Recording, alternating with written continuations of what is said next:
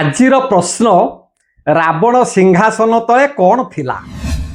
ଆପଣମାନେ ଜାଣିଥିବେ ଲଙ୍କାଧିପତି ରାବଣ ସେ ତ୍ରିପୁର ଦିଗ୍ବିଜୟ କରିଥିଲେ ଏବଂ ରାବଣ ଯେଉଁ ସିଂହାସନରେ ବସୁଥିଲେ ସେ ସିଂହାସନ ସୁବର୍ଣ୍ଣରେ ନିର୍ମାଣ କରାଯାଇଥିଲା। ତେବେ ସେହି ସିଂହାସନ ତଳେ କ'ଣ ଥିଲା ଏ ସମ୍ପର୍କରେ ତେଲୁଗୁ ରାମାୟଣରେ ବର୍ଣ୍ଣିତ ଥିବା ରାମାମୃତ କଥାରସକୁ ଆସନ୍ତୁ ଶ୍ରବଣ କରିବା। ହଁ ଆଜ୍ଞା, ଏହି ଭିଡ଼ିଓଟି ଶେଷ ପର୍ଯ୍ୟନ୍ତ ଦେଖନ୍ତୁ ବୋଲି ମୋର ଅନୁରୋଧ। ରାମ ରାବଣ ଯୁଦ୍ଧ ପରେ ରାବଣର ମୃତ୍ୟୁ ଘଟିଛି। ବିଭୀଷଣକୁ ଲଙ୍କାପୁରରେ ରଜା କରାଇ ରାମ ଲକ୍ଷ୍ମଣ ସୀତା 3 ଜଣ ଅଯୋଧ୍ୟାକୁ ବାହୁଡ଼ିବା ପାଇଁ ବାହାରିଲେ। ସେତେବେଳକୁ 14 ବର୍ଷ ବନବାସ ପୁରୀ ଯାଇଥାଏ। ଏହି ସମୟରେ ବିଭୀଷଣ ପ୍ରଭୁ ରାମଙ୍କର ପାଦ ତଳେ ବସି ପଡ଼ିଲେ। କୃତାଞ୍ଜଳି ପୁଟରେ କହିଲେ, ରାମଂ ଲକ୍ଷ୍ମଣ ପୂର୍ବଜଂ ରଘୁବରಂ ସୀତାପତିଂ ସୁନ୍ଦରಂ କାକୁସ୍ଥଂ କରୁଣାକରଂ ଗୁଣନିଧିଂ ବିପ୍ରପ୍ରିୟଂ ଧାର୍ମିକଂ ରାଜେନ୍ଦ୍ରଂ ସତ୍ୟସନ୍ଧଂ ଦଶରଥ ତନୟଂ ଶ୍ୟାମଳଂ ଶାନ୍ତମୂର୍ତ୍ତିଂ ବନ୍ଦେ ଲୋକାଭିରାମଂ ରଘୁକୁଳ ତିଳକଂ ରାଘବଂ ରାବଣାରିଂ। କହିଲେ, ହେ ରାଘବ, ହେ ରାବଣାରୀ, ଆପଣ ଅଯୋଧ୍ୟାକୁ ଯିବା ପୂର୍ବରୁ ମୋ ଠାରୁ କିଛି ଉପହାର ନେଇ ଯାଆନ୍ତୁ।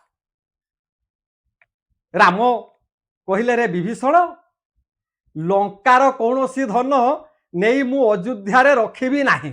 କାହିଁକି ନା ଆଜ୍ଞା ଦେଖନ୍ତୁ, ଯଦି ଗୋଟିଏ ଅମୃତ ଭାଣ୍ଡ ଭିତରେ ଟୋପାଏ ବିଷ ପଡ଼ିଯାଏ ସେ ଭାଣ୍ଡଟି ପୁରା ବିଷମୟ ହେଇଯିବ। ତେଣୁ ଅଯୋଧ୍ୟା ମୋର ବିଷମୟ ହେଇଯିବ। ତେଣୁ ଲଙ୍କାପୁରର ଉପହାର ଅଯୋଧ୍ୟାରେ ରଖିବାକୁ ମୁଁ ଚାହୁଁନାହିଁ। ତେବେ ମୁଁ ଉପହାର ଗ୍ରହଣ କରିପାରିବି ନାହିଁ। ସେଇଠାରେ ଅନୁଜ ଲକ୍ଷ୍ମଣ ଛିଡ଼ା ହୋଇ ଶ୍ରବଣ କରୁଥିଲେ। ଲକ୍ଷ୍ମଣ କହିଲେ, ଭାଇ, ବିଭୀଷଣ ଦବାକୁ ଚାହୁଁଛନ୍ତି ଉପହାର, ଆପଣ କାହିଁକି ମନା କରୁଛନ୍ତି? ଆପଣ କାହିଁକି ସମ୍ମତ ପ୍ରଦାନ କରୁନାହାନ୍ତି? ଆପଣଙ୍କର ଅସୁବିଧା ହବ କ'ଣ? ଆମର କ୍ଷତି ହବ କ'ଣ? ଲକ୍ଷ୍ମଣଙ୍କର ଏହି କଥାକୁ ଶ୍ରବଣ କରି ରାମ ସମ୍ମତ ପ୍ରଦାନ କଲେ। ତେଣୁ ଲକ୍ଷ୍ମଣ କହିଲେ, ଭାଇ, ମୁଁ ଶୁଣିଛି ରାବଣ ସିଂହାସନ ତଳେ ଗୋଟିଏ ପଥର ଅଛି। ସେହି ପଥରଟି ସ୍ଫଟିକ ନିର୍ମିତ ଇନ୍ଦ୍ରମଣି ପଥର। ଆମେ ସେହି ପଥରଟିକୁ ମାଗିବା ଏବଂ ସେହି ପଥରଟିକୁ ଅଯୋଧ୍ୟାକୁ ନେବା। ରାବଣ ଯେତେବେଳେ ସିଂହାସନରେ ବସେ ସେ ସ୍ୱର୍ଗ ମର୍ତ୍ତ୍ୟ ପାତାଳ 3 ପୁର ଖବର ସେ ଜାଣିପାରେ। ତେଣୁ ଆମେ ସେହି ପଥରଟାକୁ ମାଗିବା। ରାମ ସମ୍ମତ ପ୍ରଦାନ କଲେ। ଲକ୍ଷ୍ମଣ ବିଭୀଷଣକୁ କହିଲେ, ହେ ବିଭୀଷଣ, ଆମକୁ ସେହି ସ୍ଫଟିକ ନିର୍ମିତ ଇନ୍ଦ୍ରମଣି ପଥରଟିକୁ ଦିଅନ୍ତୁ। ସ୍ମିତ ହସି ବିଭୀଷଣ ସମ୍ମତ ପ୍ରଦାନ କଲେ। ଏଣେ ଲକ୍ଷ୍ମଣ ସରମୁନରେ ସିଂହାସନ ତଳେ ଥିବା ସେହି ପଥରକୁ ତାଡ଼ିବାରେ ଲାଗିଲେ, ଉତ୍ପାଟନ କଲେ। ଲକ୍ଷ୍ମଣ ତାଡ଼ିବା ସମୟରେ ସେହି ସିଂହାସନ ତଳୁ ଏକ ଭୟଙ୍କର ଗର୍ଜନ ଶୁଭିଲା। ଲକ୍ଷ୍ମଣ ଆଶ୍ଚର୍ଯ୍ୟ ହେଇଗଲେ, ଆରେ ଏ ସିଂହାସନ ତଳୁ ଏଭଳି ଭୟଙ୍କର ଗର୍ଜନ କାହିଁକି ଶୁଣାଯାଉଛି? ତେଣୁ ସେ ସିଂହାସନ ତଳରେ ଗୋଟିଏ ବେଙ୍ଗ ଥିଲା ଆଜ୍ଞା। ସେ ବେଙ୍ଗ କୋଉ କାଳରୁ ବାସ କରିକି ରହିଲାଣି ତାକୁ କେହି କହିପାରିବେ ନାହିଁ। ତେଣୁ ସେଇ ବେଙ୍ଗ କହିଲା, ସେ ବେଙ୍ଗ କିଏ ଆଉ ତାର କାହାଣୀ କ'ଣ, ସେ କାହିଁକି ରାବଣର ସିଂହାସନ ତଳେ ଥିଲା, ଏକଥା ଟିକିଏ ପରେ ମୁଁ ଆପଣଙ୍କୁ କହୁଛି।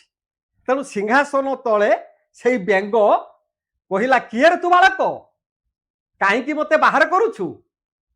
ବେଙ୍ଗର କଥାକୁ ଶ୍ରବଣ କରି ଅନୁଜ ଲକ୍ଷ୍ମଣ କହିଲେ, ମୁଁ ହେଉଛି ରାମଙ୍କ ସାନ ଭାଇ, ମୋ ନାଁ ହେଉଛି ଲକ୍ଷ୍ମଣ।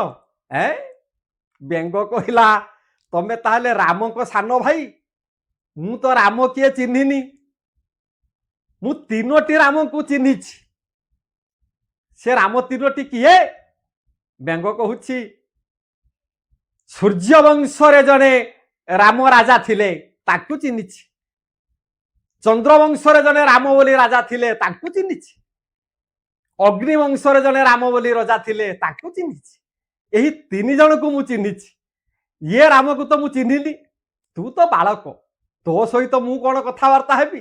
ତମେ ଯାଅ ତମର ବଡ ଭାଇଙ୍କୁ ଡାକ, ମୁଁ ତାଙ୍କ ସହିତ କିଛି କଥାବାର୍ତ୍ତା ହେବାକୁ ଚାହୁଁଛି। ଲକ୍ଷ୍ମଣ ରାମଙ୍କ ପାଖରେ ଉପସ୍ଥିତ ହେଲେ ଏବଂ ରାମଙ୍କୁ କହିଲେ, ଭାଇ ବ୍ୟଙ୍ଗ ଆପଣଙ୍କୁ ଡାକୁଛନ୍ତି, ଆପଣ ଯାଆନ୍ତୁ। ଲକ୍ଷ୍ମଣଙ୍କ କଥା ଶ୍ରବଣ କରି ରାମ ଆଜ୍ଞା ବ୍ୟଙ୍ଗ ପାଖରେ ଉପସ୍ଥିତ ହେଲେ। ବ୍ୟଙ୍ଗ କହିଲା, କିଏ ତମେ? ରାମ ପ୍ରତ୍ୟୁତ୍ତର ଦେଲେ, ରଘୁପତି ରାଘବ ରାଜା ରାମ, ପତିତ ପାବନ ସୀତାରାମ, ସୂର୍ଯ୍ୟବଂଶର ଦଶରଥଙ୍କର ପୁତ୍ର ମୁଁ ହେଉଛି ରାମ, ସୂର୍ଯ୍ୟବଂଶର ମୁଁ ହେଉଛି ମୌଡ଼ମଣି। ବ୍ୟଙ୍ଗ ସେଉଠୁ କହିଲା, ତାହେଲେ ତମେ ସେଇ ସୂର୍ଯ୍ୟବଂଶୀୟ ରାମ? ରାମଚନ୍ଦ୍ର କହିଲେ, ହଁ ମୁଁ ସେଇ ସୂର୍ଯ୍ୟବଂଶୀୟ ରାମ। ତେବେ ତମେ କାହିଁକି ମତେ ବାହାର କଲ? ମୁଁ ତମର କି ଦୋଷ କରିଥିଲି? ରାମ ନିରୁତ୍ତର ହେଇଗଲେ। ରାମ ଆଉ ବ୍ୟଙ୍ଗଙ୍କ ଭିତରେ ଯେତେବେଳେ କଥାବାର୍ତ୍ତା ଚାଲିଛି, ଏ ପରମ ପୁରୁଷ ରାମ ସେ ବ୍ୟଙ୍ଗ କିଏ ଆଉ ଆଜ୍ଞା ଜାଣିପାରିଲେ ନାହିଁ। ରାମଙ୍କର ବୁଦ୍ଧିଭ୍ରଷ୍ଟ ହେଲା। ଯୋଉଭଳି ଥରେ ବୁଦ୍ଧିଭ୍ରଷ୍ଟ ହେଇଥିଲା ସୀତା ହରଣ ବେଳେ ମାୟା ମୃଗ ପଛରେ ଗୁଡେଇଥିଲେ, ଆଜି ଏ ବ୍ୟଙ୍ଗ କିଏ ମର୍ଯ୍ୟାଦା ପୁରୁଷ ରାମ ଆଉ ଚିହ୍ନି ପାରିଲେ ନାହିଁ। ତେଣୁ ବ୍ୟଙ୍ଗକୁ ପରୀକ୍ଷା କରିବା ଉଦ୍ଦେଶ୍ୟରେ ଲକ୍ଷ୍ମଣକୁ ଡାକିଲେ। କହିଲେ, ରେ ବାବୁ ଲକ୍ଷ୍ମଣ, ତମେ ଯାଅ ରାବଣ ସିଂହାସନ ଉପରେ ବସ। ପ୍ରଭୁଙ୍କର ନିର୍ଦ୍ଦେଶାନୁକ୍ରମେ ଅନୁଜ ଲକ୍ଷ୍ମଣ ରାବଣର ସିଂହାସନ ଉପରେ ବସିଲେ।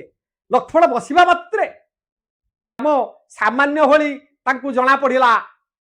ହୃଦୟ ଭିତରେ ଗର୍ବ ଅହଙ୍କାର ଭାବ ଜନ୍ମିଲା। ତତ୍କ୍ଷଣାତ୍ ଲକ୍ଷ୍ମଣ ସିଂହାସନରୁ ଓହରି ଆସିଲେ। ରାମ କହିଲେ, ରେ ଲକ୍ଷ୍ମଣ, ତେବେ ତମେ କଣ ଅନୁଭବ କଲ? ଲକ୍ଷ୍ମଣ କହିଲେ, ଭାଇ ଆପଣ ଥରେ ଯାଇକି ବସନ୍ତୁ, ତେବେ ସେ ସିଂହାସନର ମହତ୍ଵ କଣ ଆପଣ ଜାଣିପାରିବେ। ଲକ୍ଷ୍ମଣଙ୍କ ଠାରୁ ଏକଥାକୁ ଶୁଣି ପୁରୁଷୋତ୍ତମ କୌଶଲ୍ୟାନନ୍ଦନ ରାମ ରାବଣର ସିଂହାସନ ଉପରେ ଉପବେଶନ କଲେ। ଯେତେବେଳେ ରାମ ବସିଛନ୍ତି ଆଜ୍ଞା, ରାମଙ୍କ ହୃଦୟରେ ଅହଙ୍କାର ଭାବ ଜାତ ହେଲା। ରାମ ଚିନ୍ତା କଲେ, ବର୍ତ୍ତମାନ ମୁଁ ସ୍ୱର୍ଗ ମର୍ତ୍ୟ ପାତାଳ ତ୍ରିପୁର ଦିଗ୍ବିଜୟ କରିବି। ହୃଦୟରେ ତାଙ୍କର ଲେଳିହାର ଶିଖା ଜଳି ଉଠିଲା। ପ୍ରଧାନ୍ୱିତ ହୋଇ ଉଠିଲେ ରାମ। ନିଜକୁ ସେ ସମ୍ଭାଳି ପାରିଲେ ନାହିଁ। ସଙ୍ଗେ ସଙ୍ଗେ ସିଂହାସନରୁ ଓହରି ଆସିଲେ। ତେଣୁ ଦେଖନ୍ତୁ ଆଜ୍ଞା, ସେ ସିଂହାସନ ତଳେ ଯୋଉ ବ୍ୟଙ୍ଗ ଅଛି, ସେ ବ୍ୟଙ୍ଗ କିଏ, ତାର ମାହାତ୍ମ୍ୟ କେତେ ଶ୍ରବଣ କରନ୍ତୁ। ରାମ ଲକ୍ଷ୍ମଣ ଦୁଇ ଭାଇ ଏମିତି କଥାବାର୍ତ୍ତା ହଉଥିବା ସମୟରେ ସେହି ବ୍ୟଙ୍ଗ ଆଜ୍ଞା ସିଂହାସନ ତଳୁ ବାହାରିଗଲା। ବ୍ୟଙ୍ଗ କହିଲା, ହେ ରାମ, ତମେ ମତେ ଚିହ୍ନିଲ? ମୁଁ କୋଉ କାଳରୁ କୋଉ ଯୁଗରୁ ଏଇ ରାବଣ ସିଂହାସନ ତଳେ ଅଛି। ସେଇ ବ୍ୟଙ୍ଗ ଆଜ୍ଞା ସମୁଦ୍ର ଗର୍ଭରେ ଥିଲା। ସତ୍ୟ ଯୁଗର କଥା। ଦେବତା ଆଉ ଅସୁର ମାନଙ୍କ ମଧ୍ୟରେ ଲାଗିଲା ଦ୍ୱନ୍ଦ୍ୱ, ଲାଗିଲା କଳି। ସେଇ ବ୍ୟଙ୍ଗ ରାବଣର ସିଂହାସନ ତଳେ ଥିଲା। ରାମ ରାବଣର ଯୁଦ୍ଧରେ ରାବଣ ମୃତ୍ୟୁ ଘଟିଲା। ସେଇ ବ୍ୟଙ୍ଗ ଦ୍ୱାପର ଯୁଗରେ ଭାରତା ଖମ୍ବ ଉପରେ ଥିଲା। ସ୍ଫଟିକ ଖମ୍ବ ଯାହାକୁ କହନ୍ତି। କୌରବ ପାଣ୍ଡବଙ୍କ ମଧ୍ୟରେ ଲାଗିଲା ଯୁଦ୍ଧ। ତେଣୁ ସେ ବ୍ୟଙ୍ଗ କିଏ ଆଜ୍ଞା? ନା ସେଇ ବ୍ୟଙ୍ଗ ହଉଛନ୍ତି ନିଜେ କଳି। ସେ ଅବତାର ବ୍ୟଙ୍ଗ ଅବତାର ନେଇଛନ୍ତି।